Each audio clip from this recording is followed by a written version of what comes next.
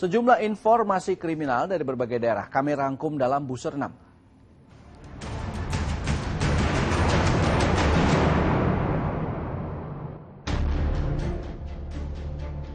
Detik-detik penggerebekan studio film porno yang menghebohkan masyarakat sejak beberapa hari lalu beredar di kalangan wartawan. Dalam video yang kami dapat, aparat Subdit Siber Ditreskrimsus Polda Metro Jaya menggerebek 2 studio berupa rumah yang disewa di kawasan Pasar Minggu dan di Jalan Srengseng Sawah, Jagakarsa, Jakarta Selatan. Dalam penggerebekan di Pasar Minggu, polisi menangkap sutradara dan kameramen. Sementara di Srengseng Sawah, polisi menangkap 3 tersangka yang salah satunya perempuan. Dalam penggerebekan itu, polisi mengamankan sejumlah barang bukti produksi film porno, berupa 1 set alat syuting, 5 harddisk, 5 handphone, 2 laptop, 2 PC komputer, dan 2 televisi. Kelima tersangka kini ditahan di Polda Metro Jaya dan terancam hukuman 15 tahun penjara. Seorang pria di Jember, Jawa Timur dikepung puluhan warga karena kepergok mencuri kotak amal di Masjid Al-Hidayah, Kalisat. Tak ayal, pria warga desa Biting, Kecamatan Arjasa, Jember itu pun sempat menjadi sasaran amuk warga. Pelaku sendiri awalnya datang ke masjid mengendarai sepeda motor dan berpura-pura hendak sholat.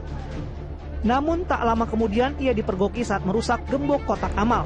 Pelaku tertangkap tangan dengan barang bukti uang kotak amal senilai hampir 2 juta rupiah yang telah dimasukkannya ke dalam kantong plastik. Hingga Rabu siang, pelaku masih ditahan di Polsek Kalisat guna penyidikan lebih lanjut.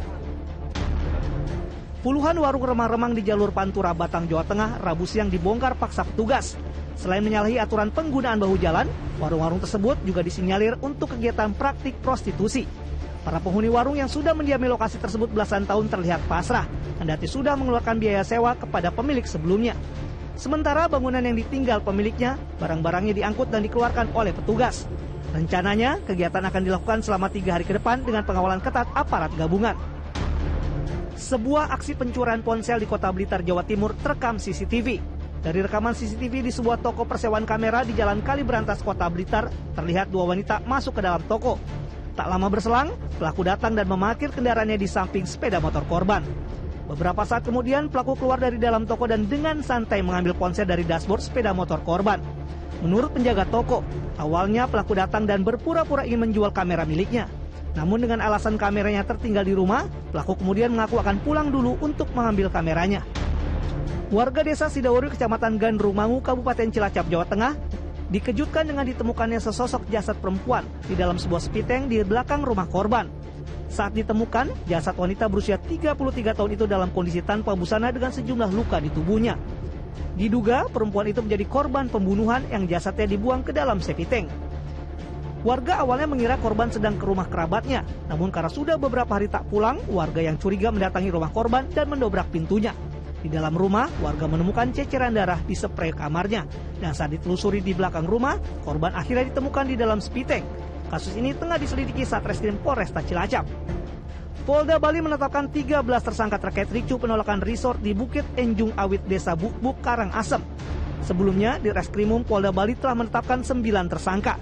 Penambahan jumlah tersangka ini berdasarkan hasil pemeriksaan 6 orang saksi yang dilanjutkan dengan gelar perkara pada 11 September lalu. Selain 13 tersangka, diduga ada pihak lain yang menjadi aktor intelektual yang memprovokasi warga melakukan aksi pengrusakan dan pembakaran proyek resort tersebut.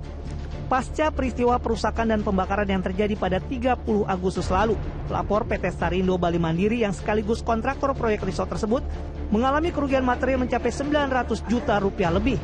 Dalam waktu dekat, pihak pelapor akan menyerahkan bukti baru ke penyidik untuk mengungkap aktor intelektual dalam perkara ini.